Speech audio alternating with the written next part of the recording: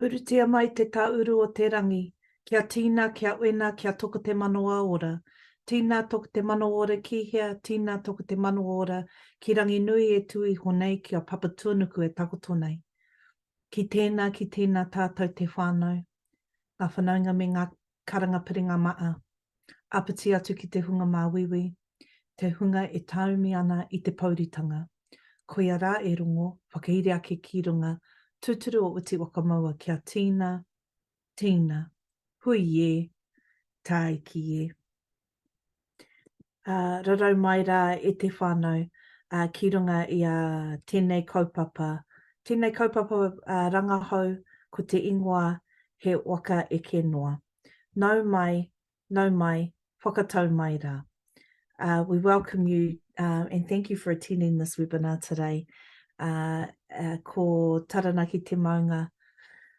He mokopuna tēnei, o parihaka he mokopuna tēnei o ngā iwi maha o taranaki, o te aroa o Tainui, o ngā mautere o Samoa, ko Hinerangi Edwards tōku ingoa.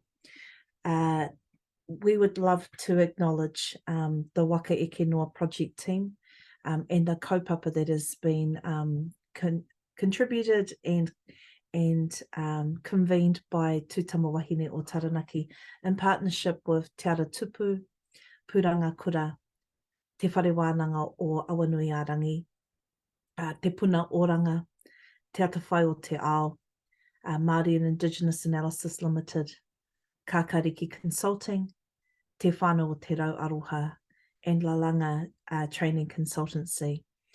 This research has been funded by MB, and as Director of Aotea, it's a privilege to support Tūtama Wahine o Taranaki and all these rōpū to facilitate this webinar series.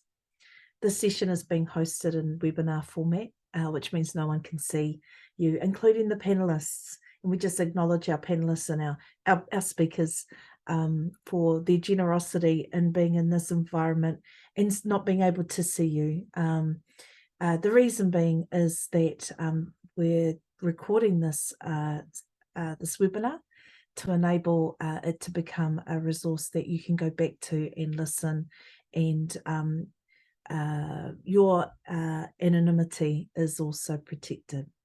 We encourage you to use the question and answer function, which is located in the center of your Zoom dashboard on the lower half of your screen. If you'd like, you can submit questions anonymously by ticking the Send Anonymously button when submitting a question. The session will run for 50 minutes with about 30 minutes of questions and answers at the end. We've also enabled the closed captioning on this webinar, which you can start by going to the menu and clicking CC. The webinar series, as I mentioned, is recorded and it will be shared with you via email, but also will be found in the Tūtama Wahine website under He Waka Eke Noa. There will be a short survey. It'll pop up on your screen when you click out of the session, and would really appreciate your feedback on this work. And if you could spare 5 minutes to complete the survey, we would really appreciate that. Before we start our kōrero, we want to acknowledge that there are many of you who are, pera I te karakia taumi ana I te pauritanga that may be experiencing different forms of mamai and pauri and aroha, all those kariaroto, all of those responses to your lived experiences. Some information that that we would like to share in this series may surface some responses within your memories, which is normal, and we would just like to ask you to pause and take a moment and do what you need to do for self-care. The recording of this session will be made available for viewing later, and you don't have to receive it all at once. If you need to kōrero with someone about your experiences, the kaupapa that we're sharing on screen with you can be a good starting point to help connect, as well as many of the Māori providers support networks around the motu.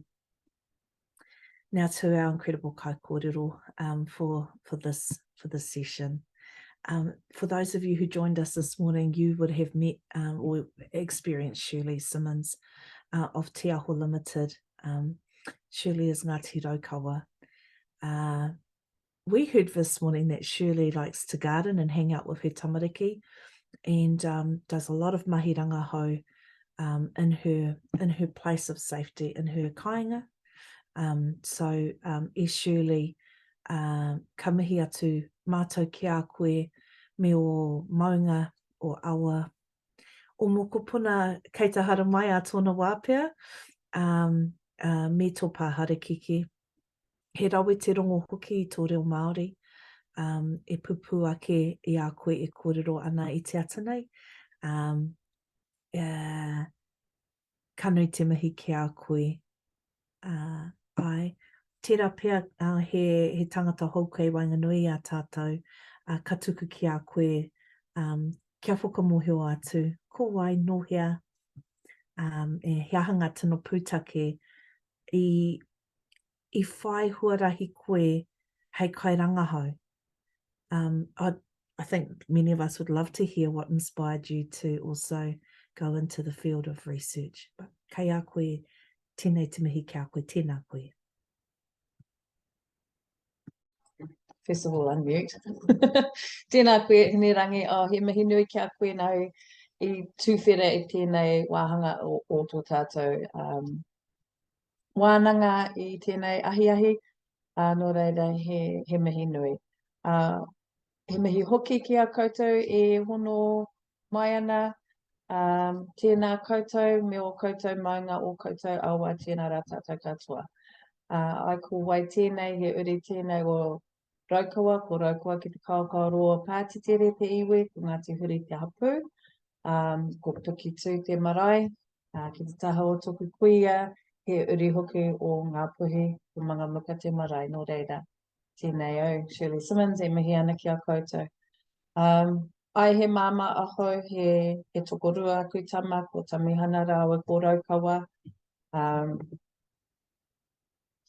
Me he kairanga hou. Yes, as Hinirangi mentioned, one of my tino mahi mauri ora is being out in te tai ao, so I find it really fulfilling and satisfying, I guess, to mahi mara and the whole process of mahi ngā kai. And I think there's real empowerment in us bringing back those practices of mahi ngā kai. One of the things too, I think, is that one of the elements of fulfillment I get from this is I think it's in some way an act of resistance and rangatiratanga. If we are working with the whenua to provide for our whānau and in turn tiaki whenua, it's an act of resistance against capitalism and colonialism. And I think that's an underlying theme of some of the kōrero that we've had this morning, and I'm sure it will come up throughout this presentation today too. And Hinirangi mentioned about, you know, some of the things that might motivate me as a researcher. He pātai pai. I think I've had a rather tipi haere journey into research, but have been in this kind of mahi for coming up to probably close to 20 years really. But before that, you know, I was a teacher and many other things along the way. But I think there's a benefit, if you like, in that. Any given researcher, I think, brings the different experiences and different pukinga into this space, and it's a place for all kinds of experiences. So I guess for me, I really enjoy research. I enjoy the process. I love that every time I work on a research project, I'm learning. And then in the next project, or maybe at the same time, I have the opportunity to implement what I'm learning into the further mahi. So that's, I guess that's probably almost a self-indulgent kind of aspect of research for me. It is always a learning. It's not always easy. We often have to self-check that we are, for me, I guess, say yes to the right projects. And, you'll probably be aware that sometimes research kaupapa don't always have our aspirations as Māori at the heart. So I prefer kaupapa Māori research, because that is the core central theme of kaupapa Māori research.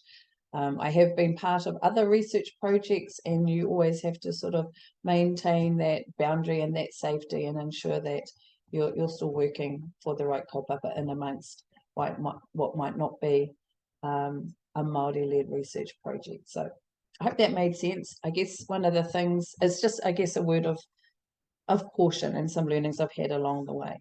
So having said that, this particular research project, He Waka Eke Noa, was fully a kaupapa Māori research project, Māori-led and with our aspirations as whānau Māori at the very core. So I do want to acknowledge our wider He Waka Eke Noa team. The project was led by Leonie Pihama and Linda Tuhiwai Smith, who have long been in the kaupapa Māori research game.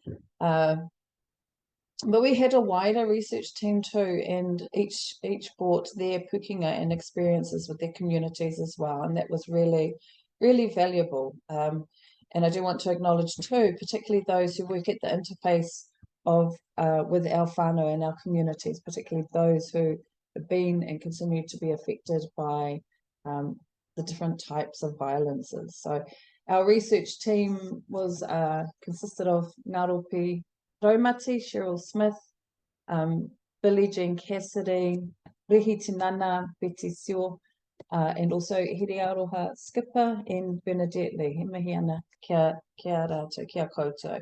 And particular acknowledgement too to Whaiahini Wirangi Kohu Morgan.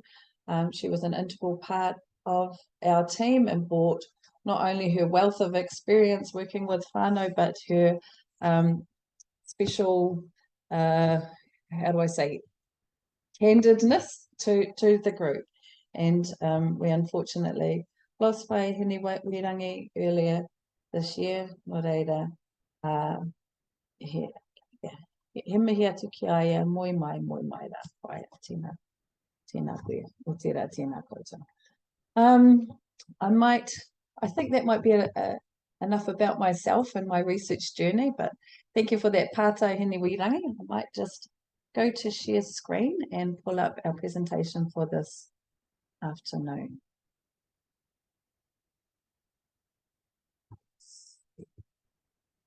Full screen. Okay, I'm gonna hope that that's visible and that the whānau might let me know if not. So He Waka Eke Noa is the wider research project, and this is a mixed methods project, which means that we had a qualitative aspect, which is largely about collecting kōrero, and a quantitative aspect, which provides us with some statistical data.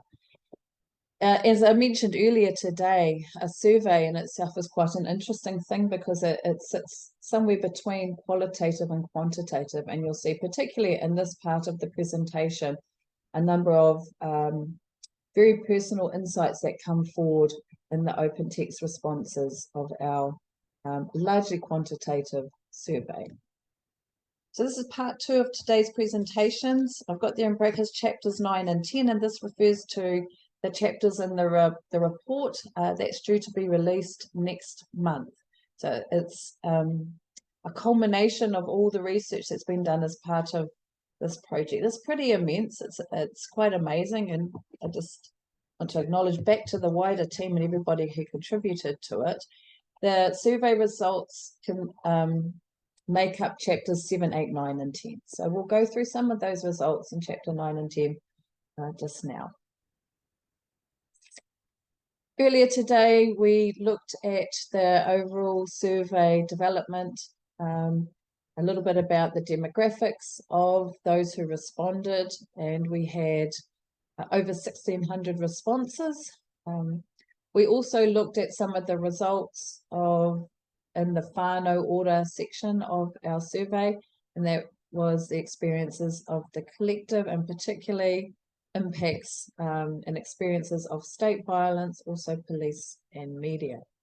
So this next part of the survey sort of focuses more on experiences of the individual. And as I mentioned earlier today, there was a bit of a whakapapa to the order of the questions, and these results are roughly presented in the order that the questions were in the survey. So we first of all asked some of that information about self, then we looked at the wider context of state violence, and then the impacts on personal violence, which is this section just now.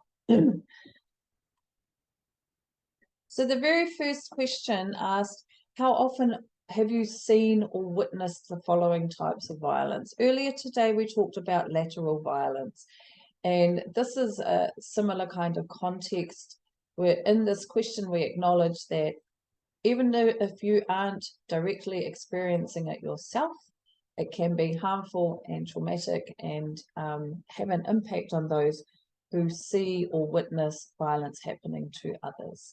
So in this particular question, we had just over 1,300 responses, and you might notice that that's a lower number than the overall response rate, which was just over 1,600. One of the things we did want to allow for in the survey is for people to not respond to a question if they felt that it wasn't the best thing for them right at that moment, or for any reason. So that's why we got a lower response rate here. So in your lifetime, how often have you seen or witnessed the following types of violence? We asked about each different type of violence. We also provided quite a fairly detailed description of each. So the first one, for example, physical violence, and we gave examples of physical violence. One of the reasons for this is that whānau can more readily identify if they have experienced some of these violences, and also acknowledging that for some whānau who might live in a context of violence, that we do develop sort of protective mechanisms that mean we shield ourselves from some of the violences and might not recognize them as such because they have become normalized. So we did want to provide quite a detailed description. So the first question was around physical violence and remembering that this is seen or witnessed. Also remembering back to our demography, the demographics of the survey participants, and that approximately 80% were wahine. So just, I guess, bear that in mind in interpreting these results. It largely does reflect the experience of wahine, but we do further on, and you'll see in slides later in this session, that we've broken it down by wahine tāne to look at some differences there. So in terms of physical, approximately 42%, so the darker blue bar at the top there, stated that they have experienced or seen or witnessed physical violence a lot in their lifetime. Approximately 52%, so just over half, said a few times, and just around 6% stated never. So even that first bar there with relation to physical violence, that's quite compelling data in itself. When these survey results show that only an estimated 6% stated they have never seen or witnessed violence. Relatively similar results for psychological, emotional, and spiritual. And again, when we asked this question, we did give more detailed description of this type of violence. So this is seeing or witnessing psychological, emotional, spiritual violence. The second bar there, Approximately 57% said yes, they have witnessed this a lot in their lifetime. Approximately 40% stated a few times, and just around an estimated 3% stated never. For deprivation or neglect, and remembering this is personal experiences of witnessing this. So around 35% stated a lot, 45% a few times, and around 20% or 1 in 5 stated they have never seen or witnessed deprivation or neglect. Sexual violence, seeing or witnessing this, approximately 22% stated they have seen or witnessed sexual violence a lot in their lifetime. Just under half stated a few times, and around 29%, or just under a third, stated they have never seen or witnessed this in their lifetime. In terms of financial deprivation, seeing or witnessing this happen to somebody else, approximately just under a third stated yes, they have a lot. Around 45% stated yes, they have a few times in their lifetime seen or witnessed this. Around 23% stated never.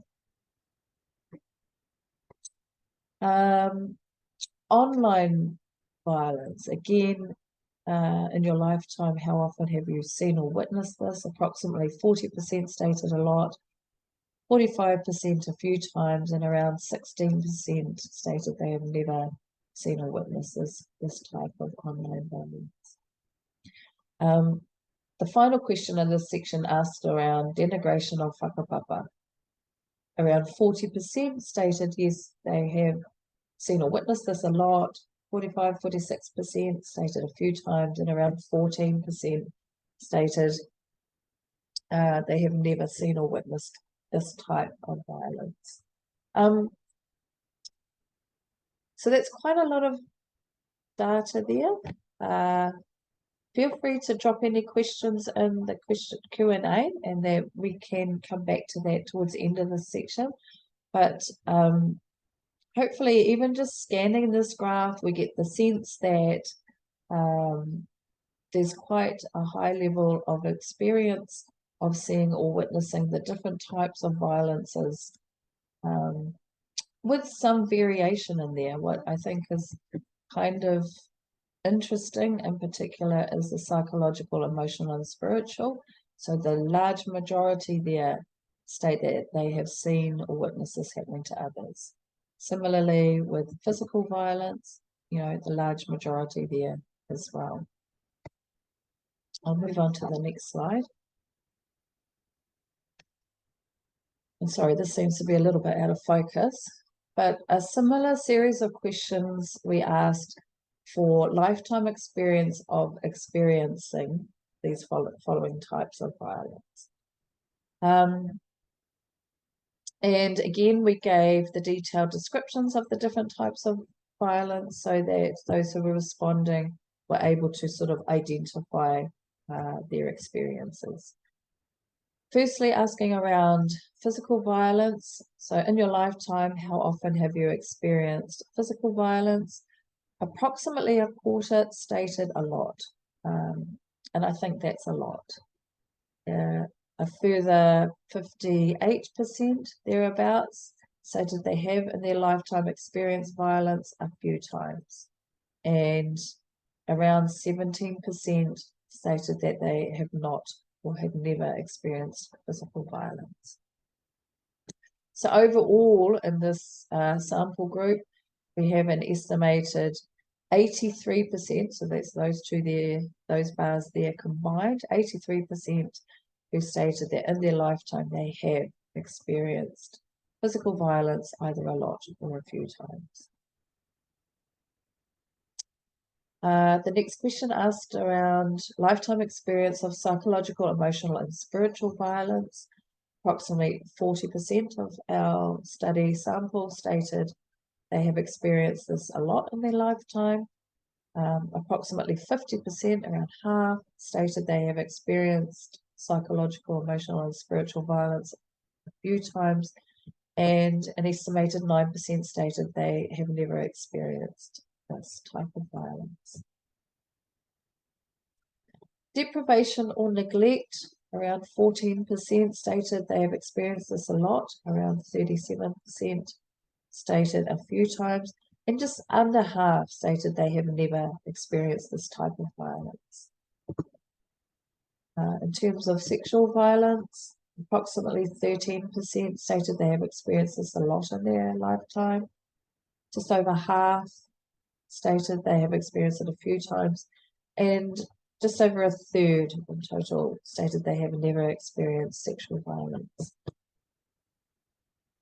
Financial deprivation, approximately 11% stated they have experienced this a lot. Around 40%, 39.3 there, stated a few times, and just under half stated they have never experienced financial deprivation. In terms of online violence, the numbers are kind of similar here. Around 11% stated they have never experienced this type of violence. 46% stated they have, other way around. Around 11% stated they have experienced this a lot. 46% stated a few times, and around 43% stated they have never experienced online violence. Of course, that one in particular is really dependent on how frequent an individual engages in online interactions. So that's again quite a compelling overview of the experiences of these different types of violences. I guess just by looking at the variation in them, we can see how it is important to distinguish between the different types of violence rather than ask about violence overall. You see the differences, I guess, at the higher level of experiences of both physical and psychological here in these responses, and then varying levels of the other types of violences here: deprivation or neglect, sexual, financial deprivation, and online violence. So for each of those types of violence, we then asked a follow-up question around who was it that you experienced violence from. We provided a list, and the list was dependent on different types of relationships. So family member older, younger, partner, ex-partner, and so on. And that list was comprised in close consultation with our practitioners who work in the field. Then we also provided an open text space for other. So if there was somebody, if there was you experienced violence with somebody who wasn't on the list, then you had the opportunity to add that. And what I've got here on this slide are the higher numbers of those responses. So for example, those who indicated they had in their lifetime experienced physical violence, these were the sort of categories of people, if you like, from whom they experienced the violence. So the higher number of responses came from indicated the physical violence came from an older family member, followed by a partner at that time, and then followed by a stranger, which I personally find that quite interesting. That the sort of third highest, most common response was stranger. Psychological, emotional, and spiritual, again, older family member, previous partner at the time. So this sort of indicates ongoing impact following separation of a relationship, and workmate. So this might point to some workplace dynamics, workplace bullying, and unhealthy relationships. Deprivation or neglect, older family member, which I think makes kind of sense here. I think you need to be in a position, how to describe this? I think you need to be in a position of being cared for or being provided for in order to experience that deprivation. Another interesting one here is person met online, and this could point at, you know, the importance of obviously online safety, but how prevalent it might be that our whānau are engaging with relationships online, whether those relationships are authentic or otherwise. And also in here, which I think is also interesting, is deprivation or neglect experienced from a younger family member.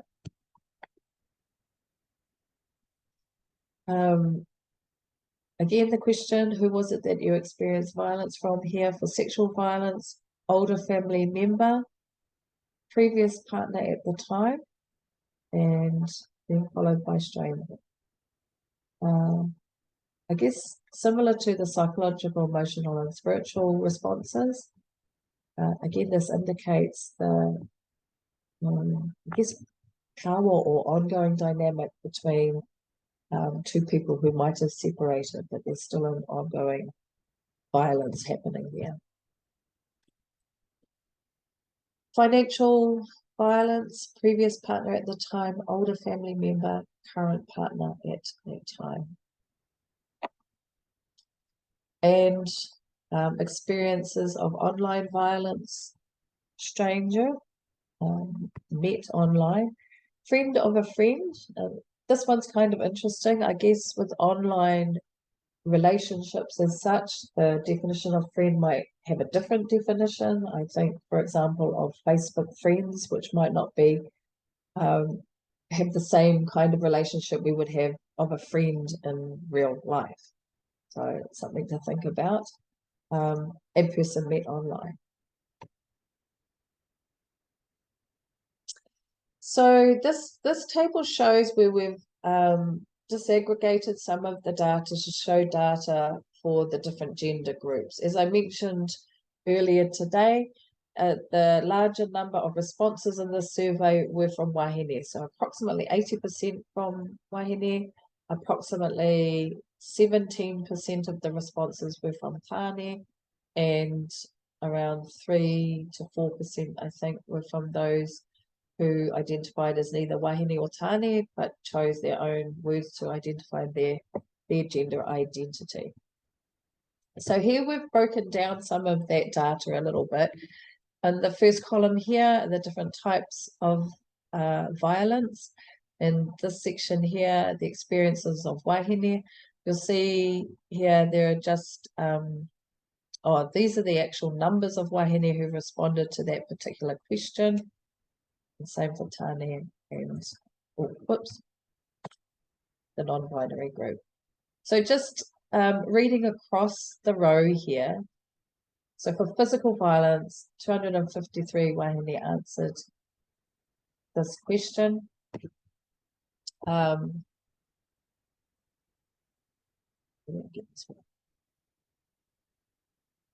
What I did want to point out in this is the high proportion of wahine who stated they experienced psychological violence. So here 42%, which was somewhat different to that of tāne. There's something to be interested. A point of interest here, a distinct difference between the two gender groups. And the group here that we've termed non-binary, one thing to point out is there are very low numbers here in terms of those who responded. So these data here really we would interpret with caution. I think this indicates that more research and perhaps another, more survey data on violence needs to be collected for both the tāne and for those who identify as one of the other gender identities. So, yeah. But the key things I wanted to point out here were the differences, particularly between wahine and tāne. For physical, is similar experiences, which I think is quite interesting. For psychological here, higher experience of psychological abuse was reported in this survey for wahine compared to tāne. And I do acknowledge this here in the non-binary group is a higher number again, but we do need to remember that these are very low numbers overall. Deprivation and neglect are relatively similar here for wahine and tane.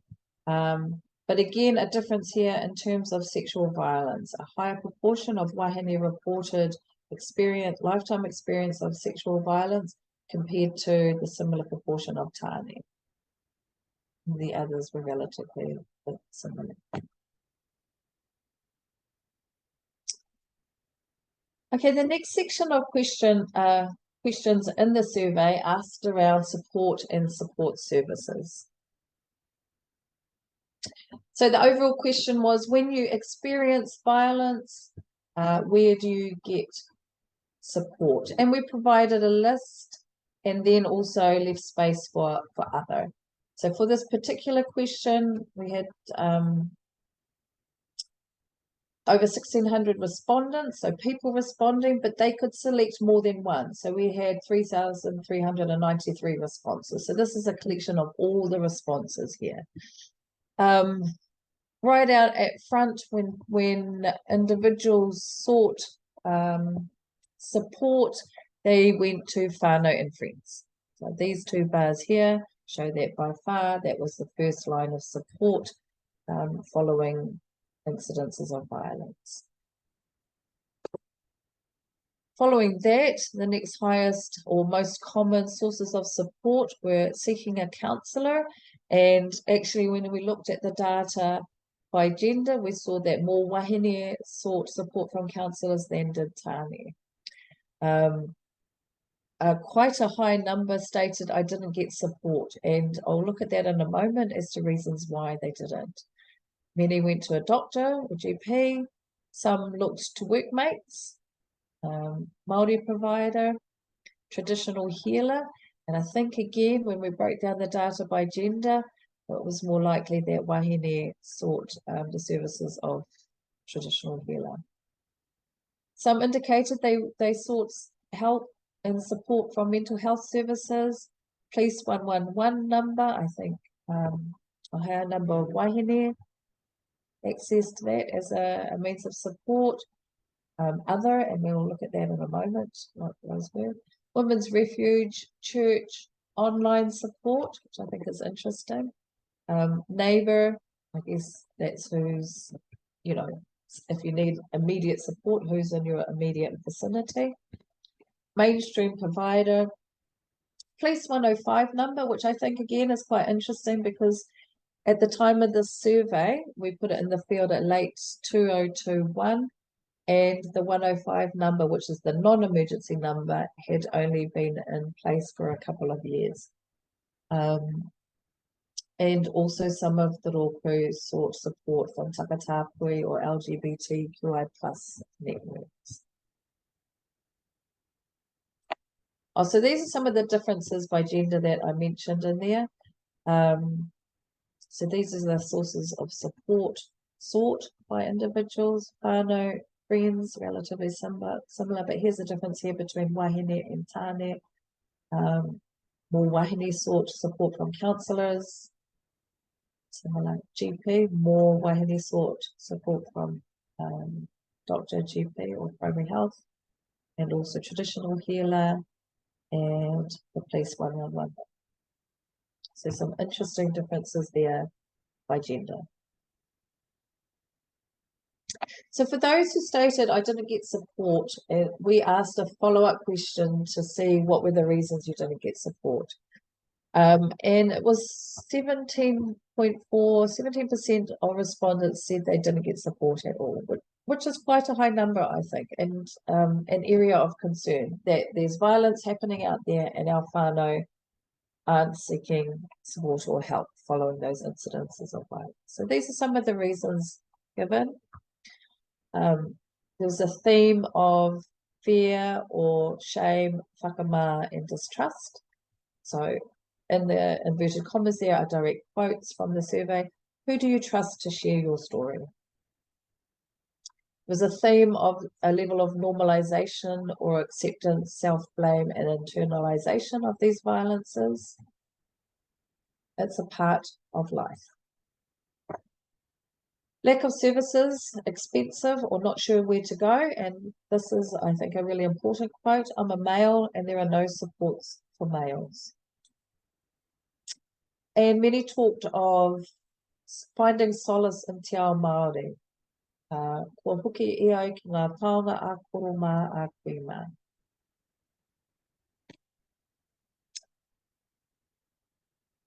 Okay, so one of the things we thought was really important to have in the survey was this element of aspirational well-being.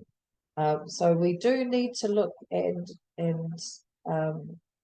find out the data on our experiences of violence, but it is also really useful and important to find out what whānau are doing to heal and what our aspirations are. So one of the direct questions we asked in the survey was, are there things you do to minimize violence in your life? And approximately 83, 84% said yes, there are. And around 16, 17% stated no, there isn't. And it's quite interesting looking at these different groups of responses. So this was an open text response. We got a wealth of information from this. On these slides is just a summary of some of the responses that were given. So for those who stated yes, there are things I do to minimize violence in my life. One theme that came through was that of avoidance or boundaries or maintaining safe spaces. Quote here, I keep to myself. Another theme was around vigilance and hypervigilance, so keeping alert, and also of limiting alcohol, so being aware of my surroundings. And a number of respondents did talk about the connection between alcohol and violence. Whanaungatanga, I maintain strong relationships with positive whānau and friends. Advocacy and education, and earlier today we saw the importance or how often this theme of education and equipping ourselves with information came through. Dig in my heels for what is right. Focus on our own well-being, learn to play guitar, and there were some interesting things that came in here. I've got just one quote for each, trying to keep words to a minimum on my slides, but there were some really interesting things that came in here in terms of own well-being. Some of them are what you might expect to see, like engaging with te taiao and te ao Māori and so on, but there were some other interesting little ones I thought that came through, such as learning to play the guitar, learning new skills, things like night classes and art and craft, the importance of mahi toi, and the importance of pets was something that came through a couple of times, which I thought was interesting. And again, this theme that continually came through around the importance of connecting to te ao Māori for our own well-being. Involved with marae, practice manaakitanga, connect back to the land, reconnect. So the same question, are there things you do to minimize violence in your life? Those who responded no, which was around 16.5%. Some stated they don't experience violence, which is great to hear, to be honest. In my life in general, I'm not exposed to violence. Some indicated that they had been in violent situations, but we're no longer in those situations. Others talked about safe, being in a safe environment and maybe isolating themselves in order to stay safe, stay close to family and friends. And again, this theme of some level of acceptance, normalization, and internalization of violence. I accept that this is a part, normal or not, of some of the things I involve myself in. This, I think, is a really important story or anecdote. So some spoke of successful healing and or managing conflict. This quote here, my husband used to be very violent towards me for the first 12 years of our relationship, and he sought help from family and men's groups, and there was no violence for 22 years. I think that points to the possibility of being able to heal from violence and find a healing path forward. The next question we asked was, after experiencing or witnessing violence, have you made the decision to be non-violent yourself and to remove violence from your life? Approximately 90% stated yes and 10% no. So these are the responses for, so we asked a further question for those who said no. And if no, why? Again, as seen earlier, have never experienced violence, which is great. Others talked about not being able to make the decision to be non-violent because actually, in reality, they will use violence if it is necessary to protect their family. Some indicated a disillusion or skepticism with the violence-free concept. It doesn't work that way even if you want it to. Again, the theme of it being of acceptance, unavoidable internalization. I don't know how to stop or remove violence because it comes from the person I love. And some talked to the wider context of systemic violence and racism. And actually, this came through a few times in the responses. And for me personally, I was quite, I don't know if it's quite the word, but I was glad to see that many of the respondents could see that there was a wider context to individual violence.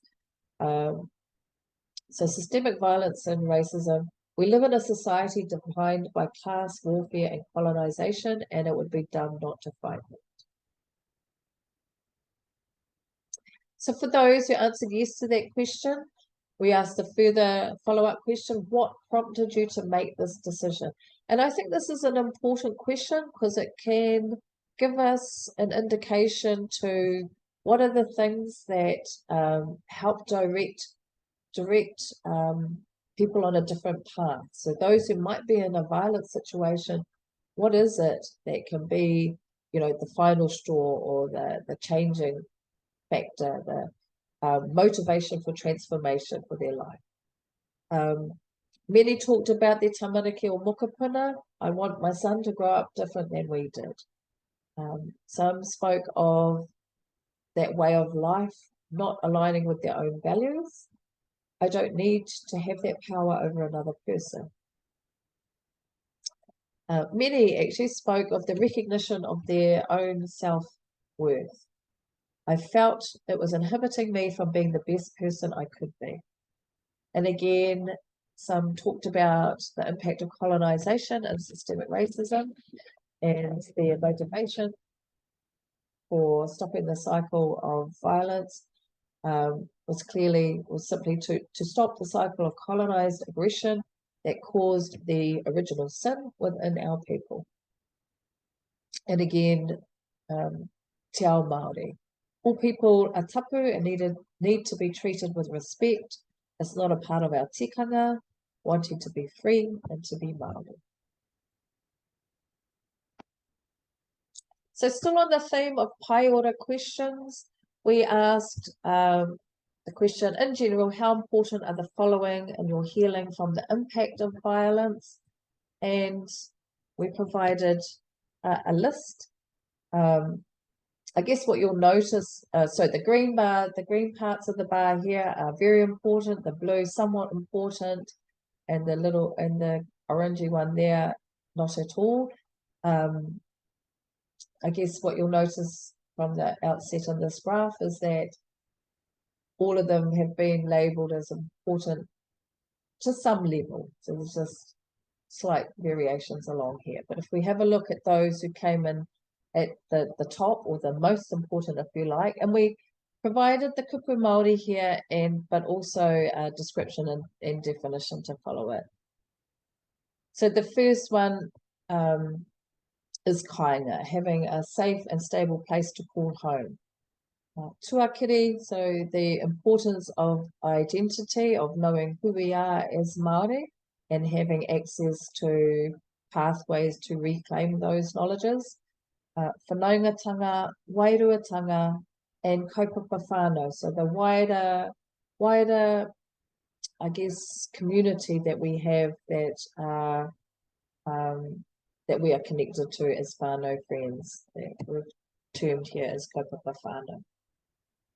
But also whānau, mātauranga, whakapapa, tūranga waiwai, tikanga Māori values, mahi, and te reo Māori. A further question was, how important are the following for the health of you and your whānau? So a similar question with the same responses, options given, but the slightly different angle to the question. The previous one was, how important are these to your healing from violence? This is, how important are these for the health of you and your whānau? So kāinga, whanaungatanga, te tuakiri, the identity, whānau, mātauranga, wairuatanga, whakapapa, mahi, being engaged in work, that is, kaupapa whānau, tūranga waiwai, tikanga Māori values, and te reo Māori.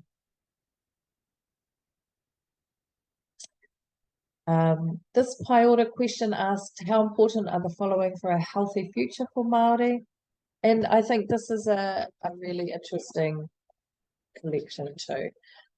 Collection of responses. So we provided some responses and the respondents were asked to rate how important they think these are. This is how this graph was generated.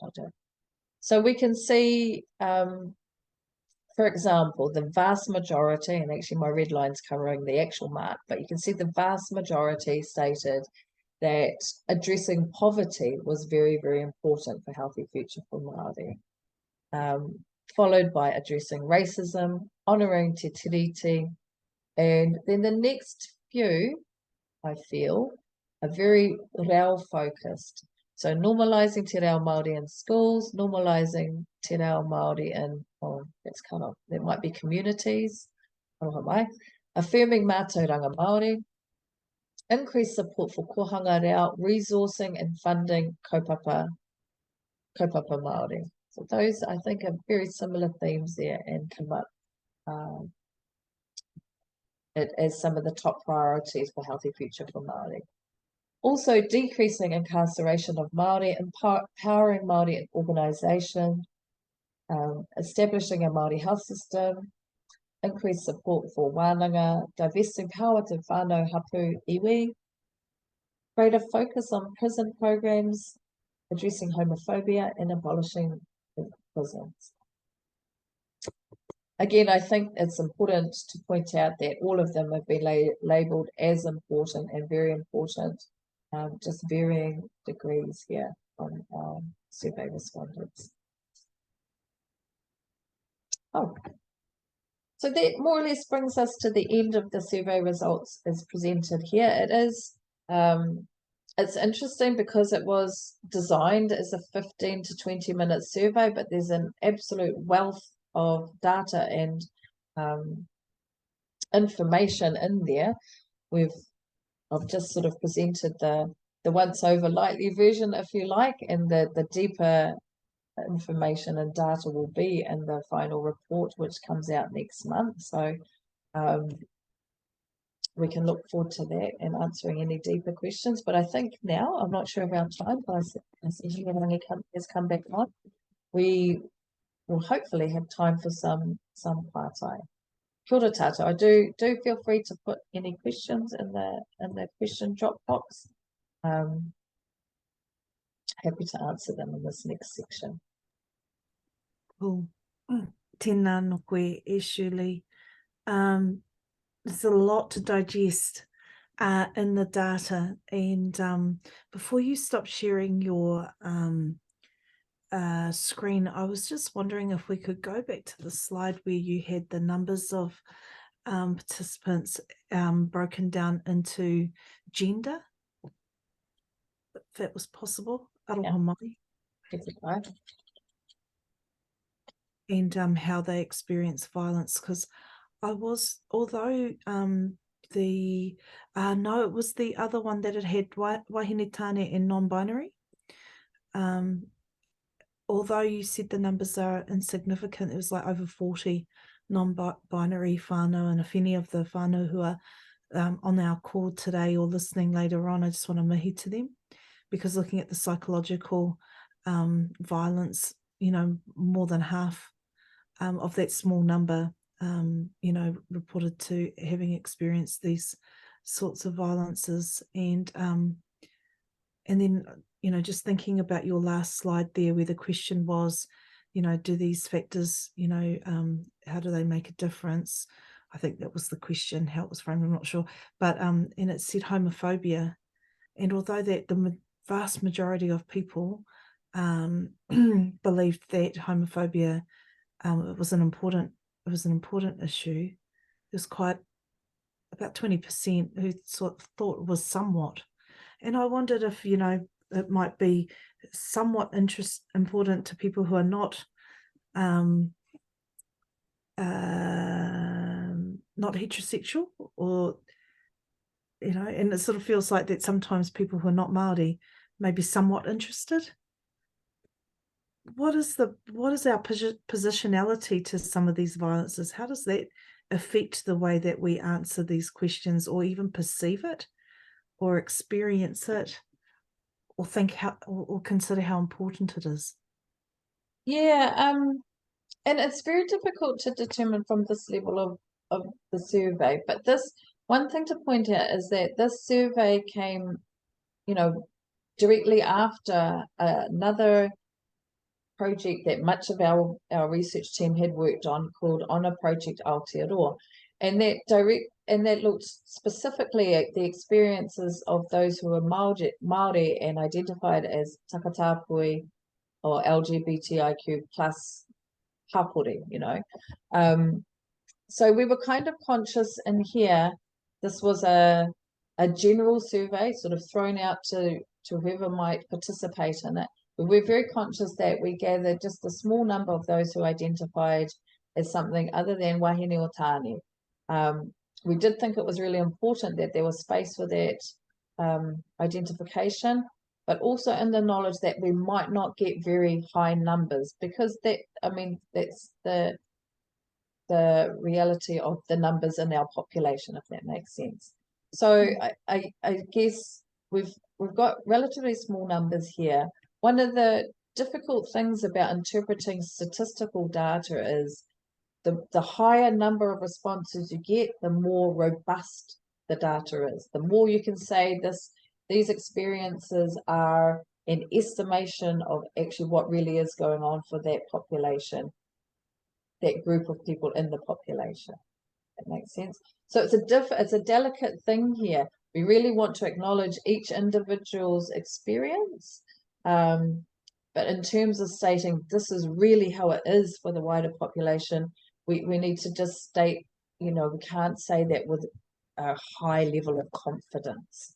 It would require higher numbers there of our, what we've termed here, non-binary whānau, to be able to state that with higher confidence. So it's a bit of a balance between acknowledging each one of those. For example, 21 people here have indicated they've experienced psychological violence, but also not stating with full confidence that can be, a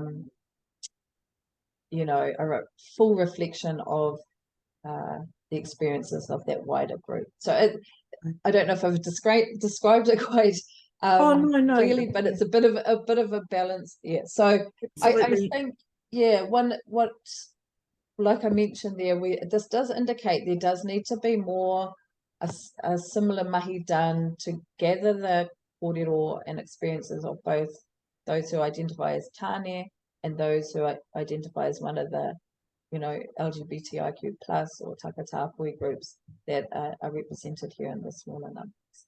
And I should note that I didn't make the spatial jump between homophobia and gender, because I understand that those issues are different.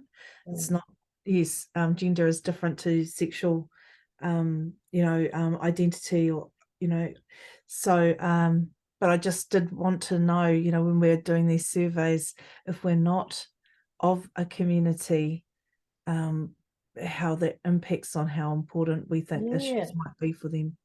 I think it really depends on your individual social networks. You Mm, know, we tend to gravitate to those who identify similarly to ourselves. So if a person identifies, um, in terms of sexuality, as heterosexual, they might be more likely to hang out with others who identify similarly, and the reverse, and so on.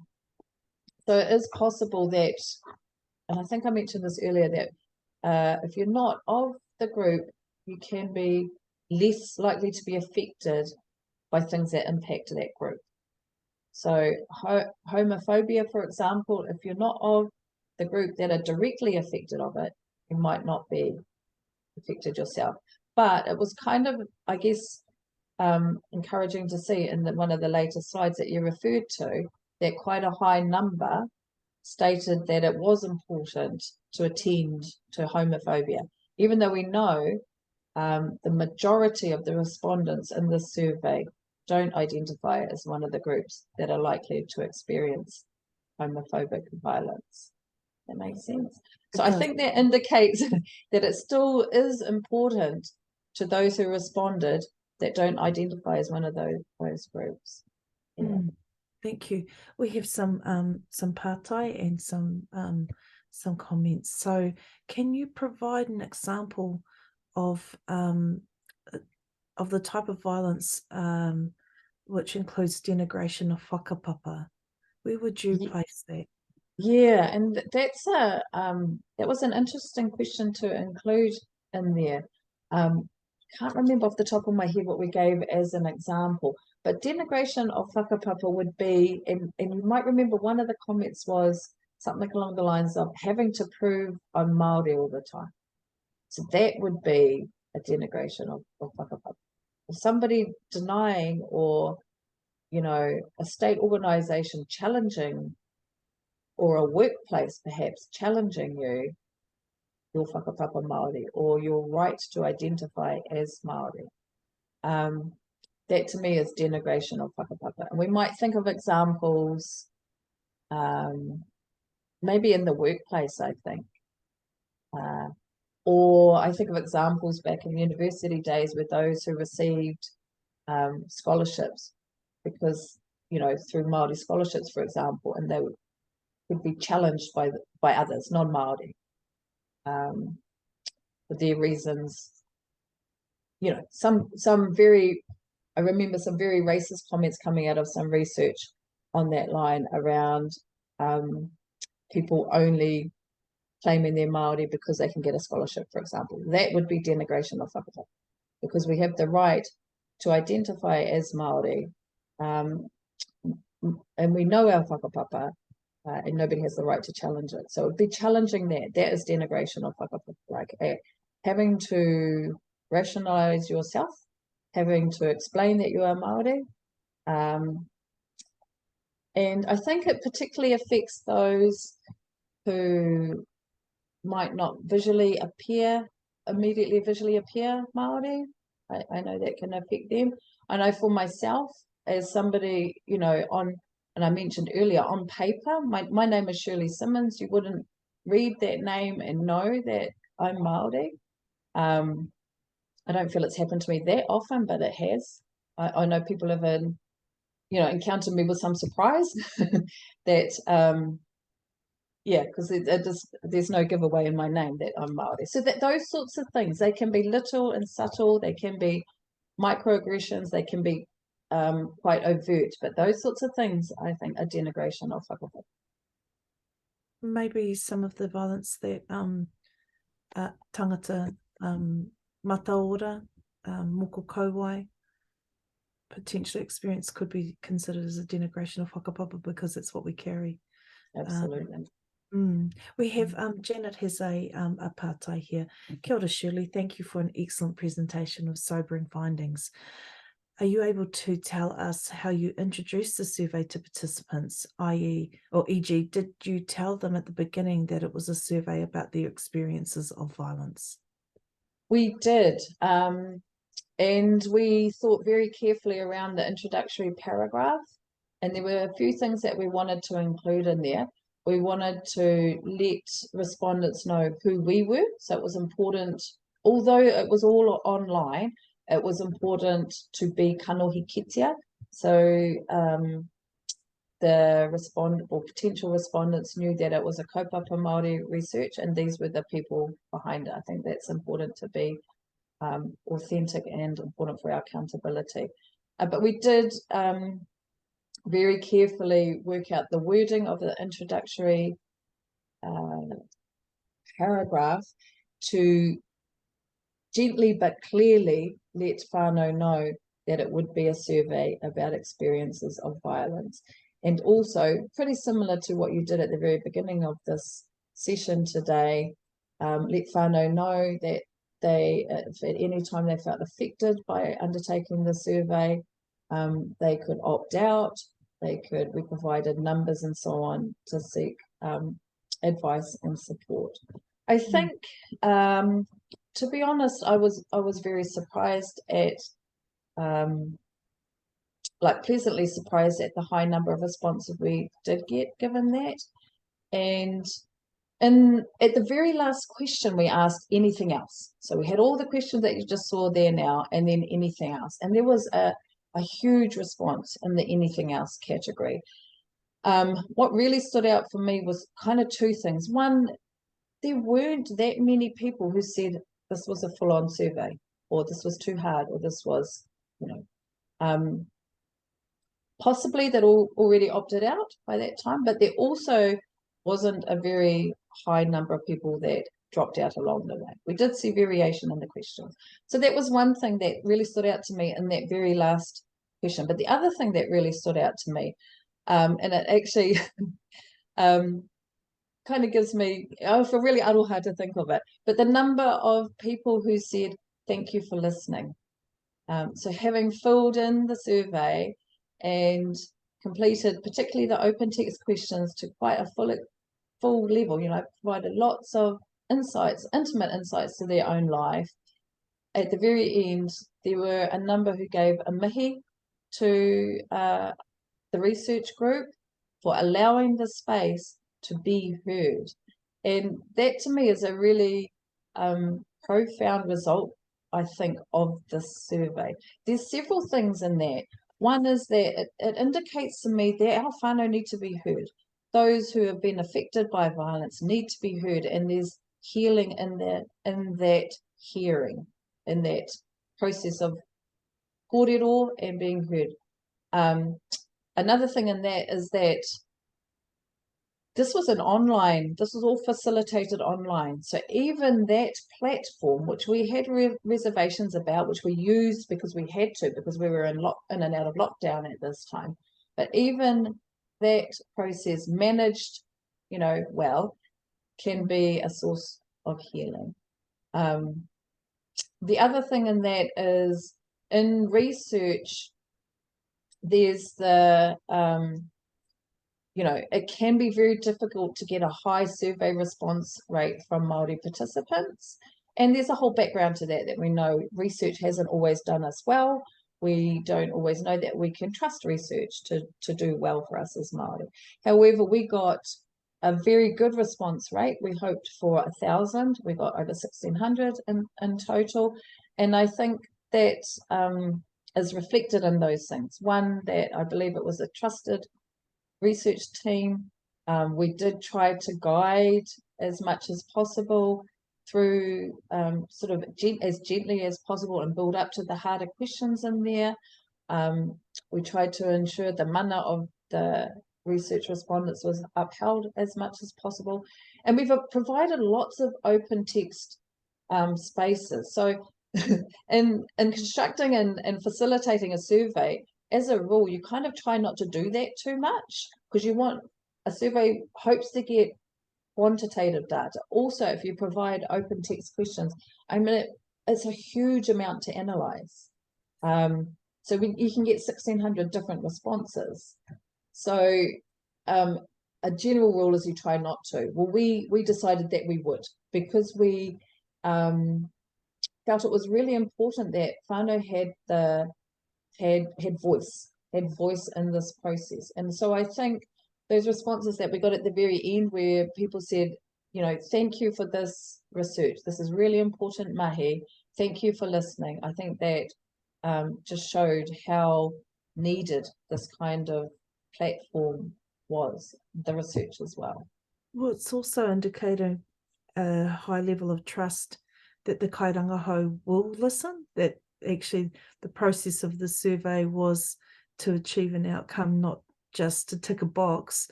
And for participants who were filling it out to say thank you for listening clearly meant that they felt that there was a communication connection between the survey, and that's actually not always the case in surveys that sometimes can leave us feeling a bit cold. So big mihi to you and all the work that the team did in the careful construction of those pārtai and the way you presented it. We have some pārtai here from Sienna. Kia ora, no. It is interesting and possibly encouraging to hear that there were low levels of participants whom reported experiencing sexual violence in comparison to psychological and domestic violence. I think it was still 66%, but of a lot or a few times. But yes, however, with other statistics which shows that 2 in 3 or 1 in 2 wahine Māori experience sexual harm, how do we still ensure that prevention and intervention of sexual violence is viewed as a priority? Yeah, that's a good point, because in comparison there was the differences.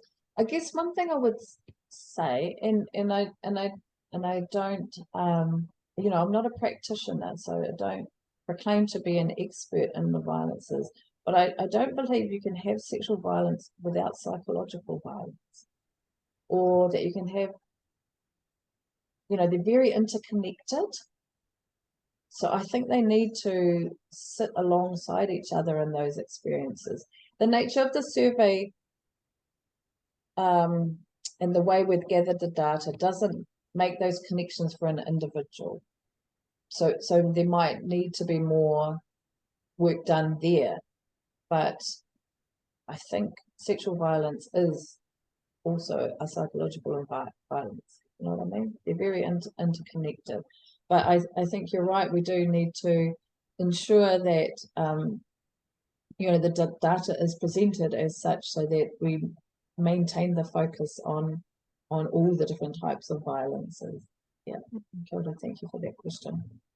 Apai, we have a question from Hana Tina Shirley. In terms of deprivation and neglect, were participants question more about the effects of violence against tamariki? Yeah, not specifically in the questions we had asked. I'm just thinking, and so there's a few things in there. One is that the respondents were aged 18 and over, but they could, because we asked about lifetime experience, they could also in there share their experiences when they were tamariki. So the questions didn't specifically ask, for example, are you a parent, and is this, what are your children's experiences of violence and so on. So it wasn't specific in that way. But there were stories shared in the open text questions around childhood experiences of violence. So they are there indirectly.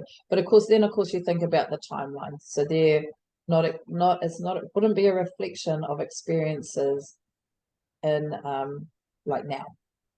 It would be of the past. Yeah. So not directly for tamariki, but there is some reflection of childhood experiences in there. So there's always need for more rangahau and potentially measurements as well of impact of how this rangahau is received and how it affects practice potentially. But Shirley, I just had a question around, the questions around, have you experienced these violences a lot, a few times, or never? If somebody has experienced any of these violences, and potentially ones that impact them deeply, and it might have been an event, or it could have been a period of time and violence over that time. What happens when it hasn't been addressed? Because you might sort of go, oh, well, it only happened to me once, but it actually affected my whole life.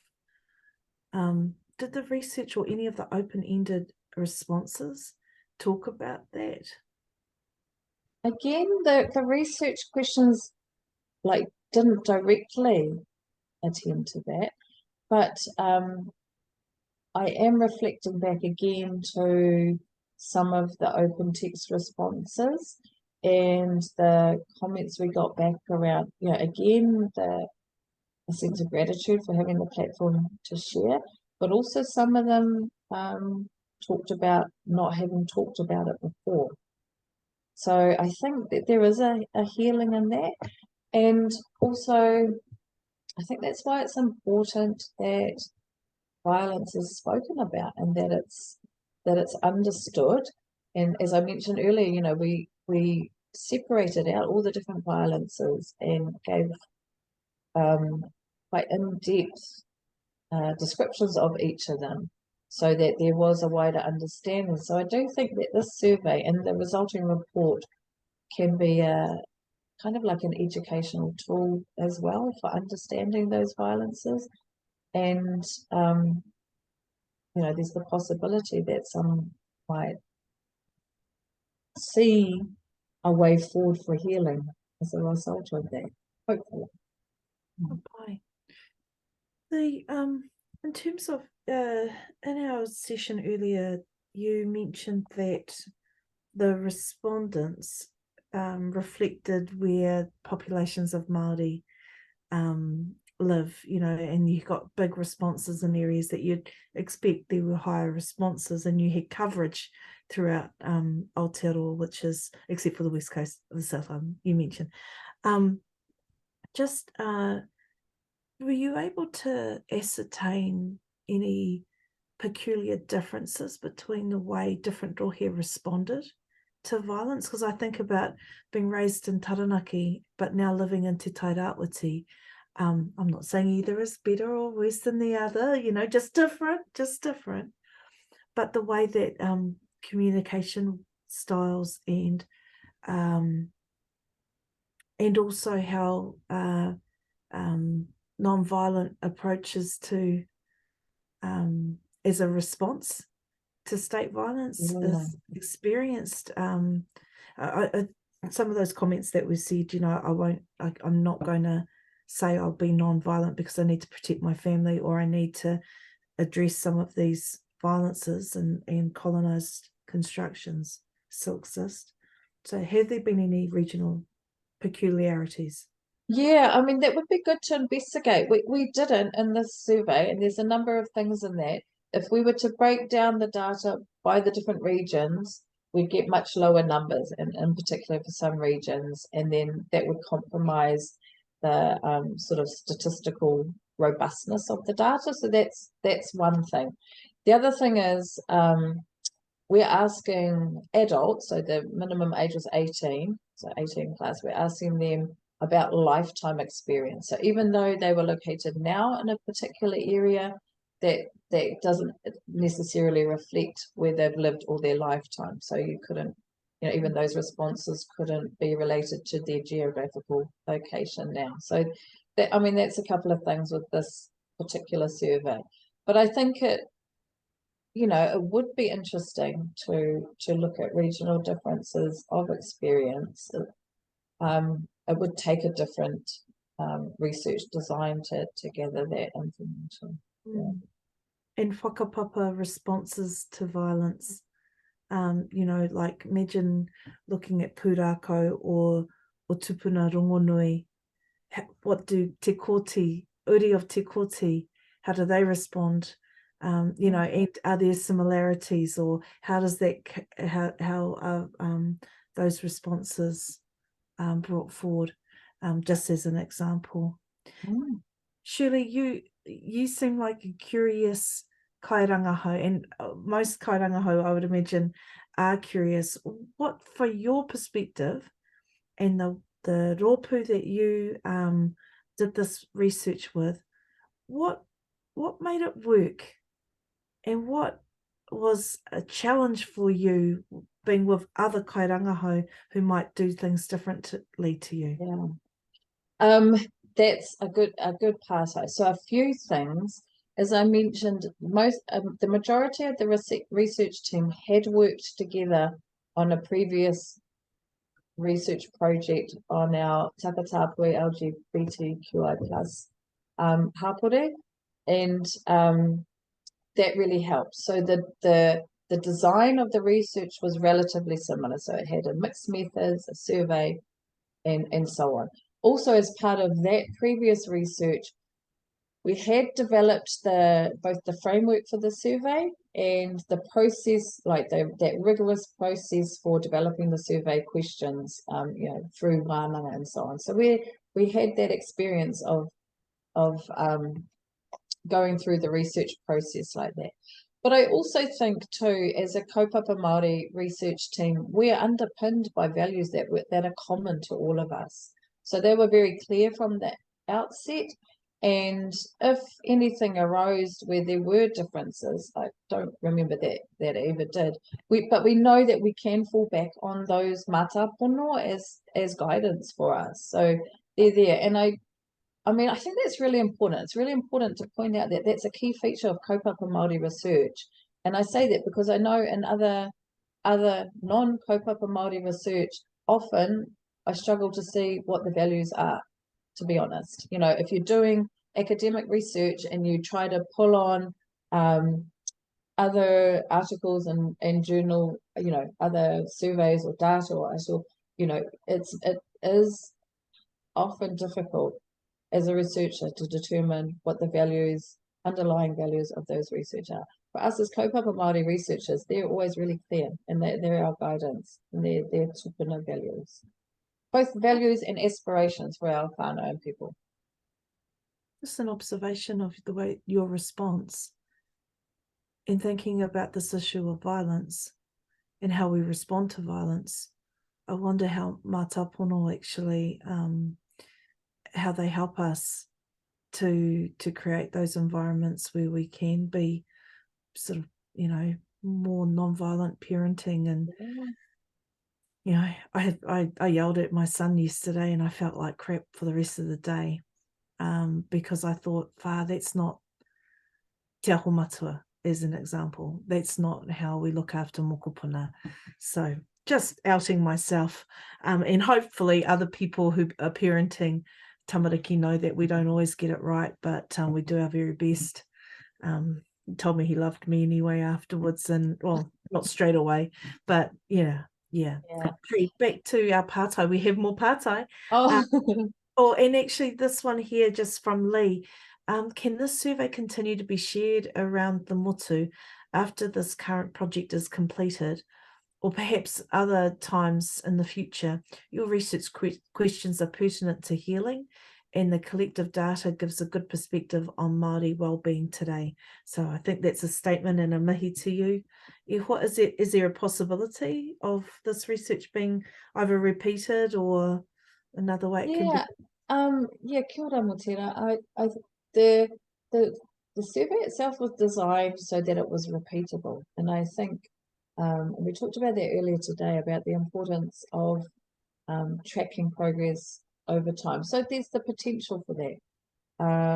The research report itself will be available next month, and it will be hard copy, and I believe also online. So, one of the I think as researchers, we have a big responsibility to this data. So we talked before about how much whānau shared in this research, and it gives us a responsibility to acknowledge that sharing and do what we can as researchers to redistribute this information so that it can affect transformational change for our whānau. So the short answer to that is yes, all this information will be available. Shirley, from an anonymous attendee, How much time is taken to build relationships with those who take part in research before the surveys are undertaken? Are wānanga or no'o conducted first, whether face-to-face or online beforehand, for whānau to be better receptive or responsive to the kaupapa? I mean, this survey was distributed online through our networks, kind of using a whanaungatanga process of building on those networks and sending them out. So I think as much as we can determine, given that it's an online platform, there was a level of trust along those connections.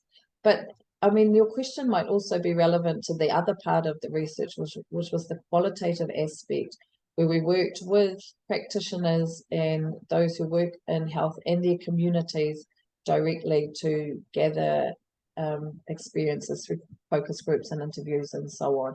And that was quite a rigorous process. So the research team did have some established relationships with some of the practitioners that came in onto the team, and there's a reciprocal exchange there too. So you build the relationships with those who work with our communities and our whānau, and hopefully there's an exchange there where you can help build the research capacity too, or contribute to the research capacity of those organisations as well. So yeah, it does take some time, but I guess because a number of the researchers on the team had been in the game for some time, some of those research relationships were already established. Absolutely. From Sienna, thank you again for your response to my partai. It would be good to consider the crossovers with the different forms of violence and to flesh it out further. There is some research which shows that some whom experience childhood sexual abuse may be more vulnerable to entering into domestic violent relationships where they may also experience intimate partner rape.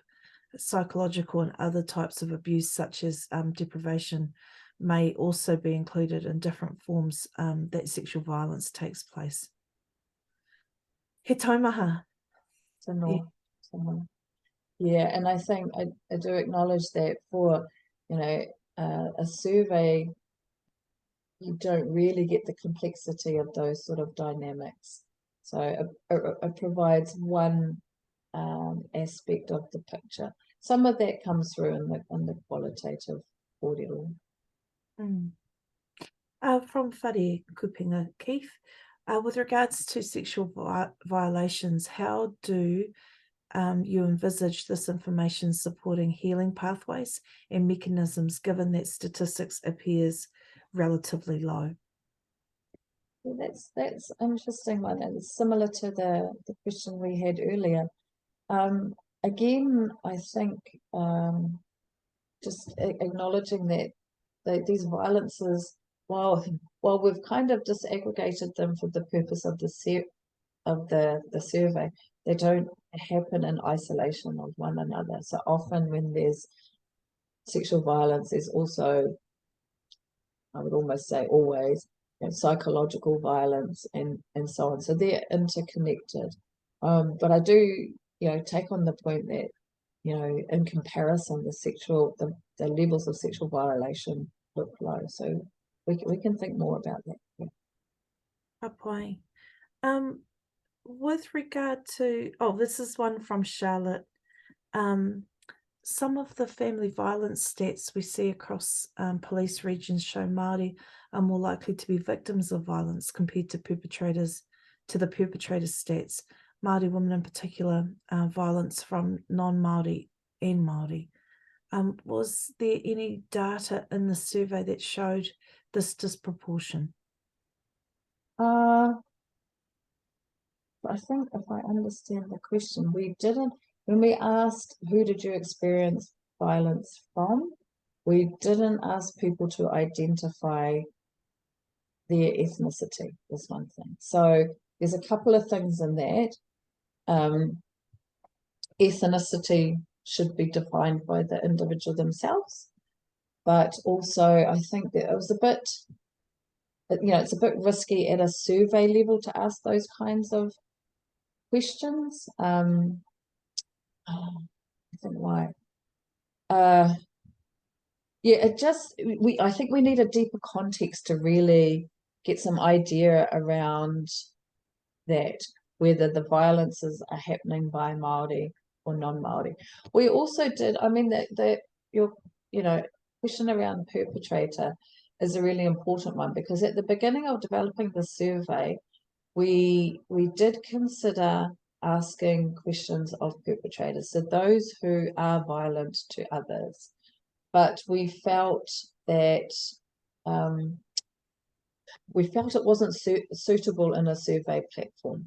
But we did recognise that cycle, that those who have been victims of violence often become perpetrators of violence.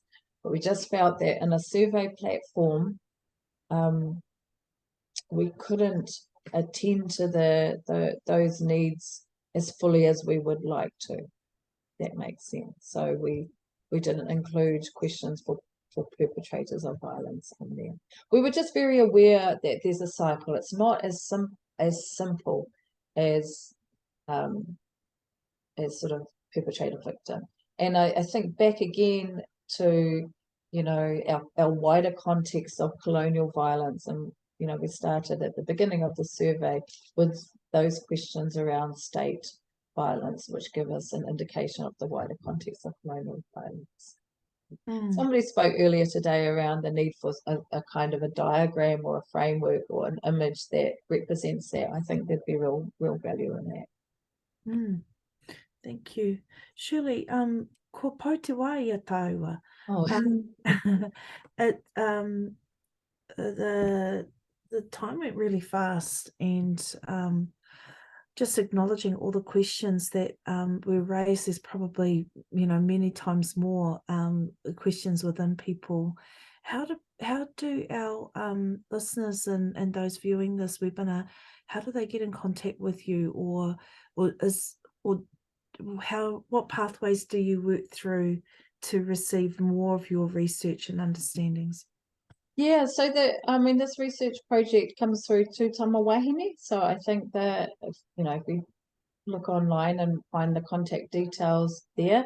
As I mentioned, the report will be out next month. So I assume everybody who's connected to the webinars and so on will be on the Pānui list to inform of that as well. I mean, yeah, I think I'm happy to be reached out to if there are any individual sort of questions around the survey, but the wider team is there too as well. Oh, that's fantastic. Shirley, tēnei te mihi ki a koe.